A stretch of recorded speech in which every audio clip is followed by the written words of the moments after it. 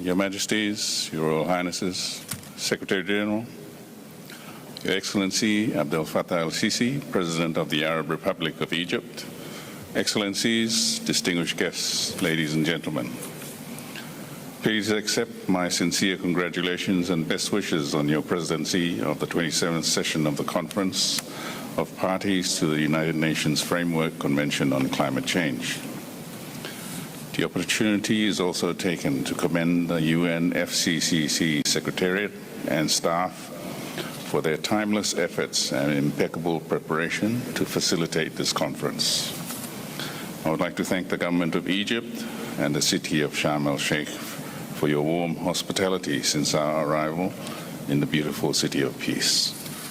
Mr. President, 30 years ago, the United Nations charted a course in adopting the United Nations Framework Convention on Climate Change, and in 2015 we gave this journey a new raison d'etre in the Paris Agreement. At COP26 in Glasgow, parties increased ambition and kept the hope of 1.5 degrees alive. We acknowledge and commend the outcomes of COP26 and note that we will only be a step closer to our goals if every country delivers on their pledges. We are here to make progress from where we stood with Glasgow Climate Pact, and more importantly, with the commitments we made at the adoption of the Paris Agreement. The theme chosen for the 27th session of the Conference of Parties, Delivering for People and the Planet, is both a timely and an essential reminder of the urgency of the task at hand for the survival of the Earth and for us, its inhabitants. Our task in delivering for our people and our planet is to agree to goals with the highest ambition possible and to act together and before the impacts become irreversible for us, all of us. We no longer have the luxury of time. The inherent physical attributes of our islands in the Pacific Ocean make climate change the single greatest threat that will determine the future of small island developing states like the Kingdom of Tonga. My kingdom is the third most vulnerable country in the world to the adverse effects of climate change. As a people, we share a deep connection to the ocean. As with many other Pacific Island countries, Tonga is heavily dependent upon its fisheries and ocean resources for food, transport, economic development, and culture. Historically, the Tongan people have always shown resilience in the face of such natural disasters. However, the record rates of increased coastal erosion, ocean acidification, the loss of coral reefs, coupled with ever-present rising sea levels, 3 times higher than the global average. Our ability to respond to the increasing multiplicity of disasters and the increasing severity and intensity of extreme weather patterns is now undermined. On the 15th of January this year, Tonga experienced a volcanic explosion equal to none in our living history. Homes were destroyed, lives were lost, and entire communities are deeply traumatized by sonic explosions and the resulting tsunami waves. Population displacement has now become a permanent feature for my people. In the aftermath of the explosion, we experienced the care, compassion, and support of the global community and our neighboring countries in response and recovery efforts. Mr. President, I would like to take this opportunity to thank each and every one of you who have made a contribution to the recovery efforts of my people. I acknowledge your kindness and the compassion shown towards the people of the Kingdom of Tonga. Please allow me to highlight 2 key future challenges resulting from this unprecedented volcanic explosion. The first is our access to clean, safe drinking water. The pollution of rainwater in the aftermath of the explosion highlighted the vulnerability of water storage sites in the outer islands.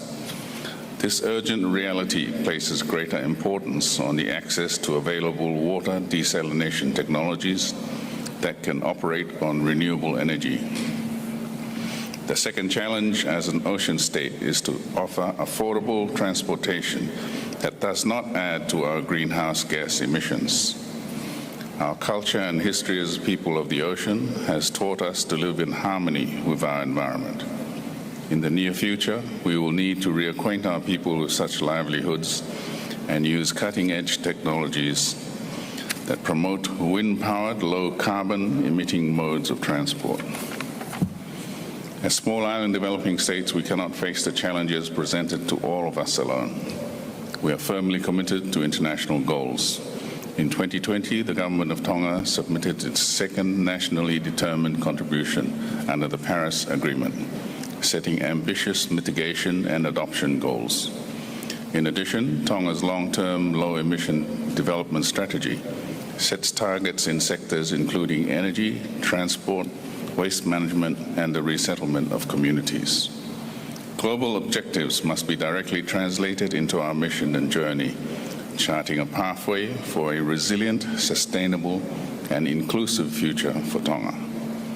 Such goals and measures also support the implementation of the Tonga climate change policy from 2016 and uphold the overarching goal of a climate change resilient Tonga by 2035. For small island developing states like Tonga, adoption to climate change generates larger benefits when delivered in conjunction with other development activities such as disaster risk reduction and community-based approaches to development.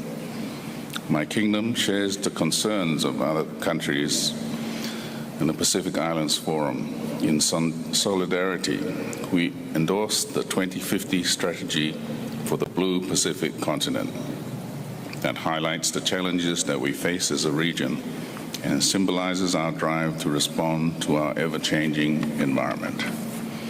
As the impacts of climate change are intergenerational and our actions and decisions today will have a major bearing on the future of our people, I'm encouraged by the agendas at COP27 over the coming days.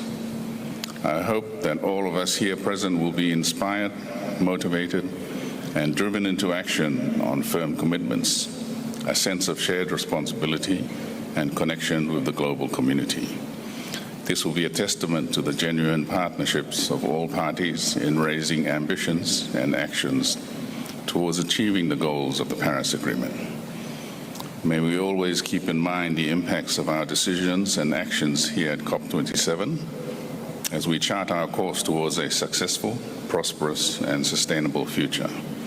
A future where the well-being, survival, and peace of future generations are their inheritance. Thank you.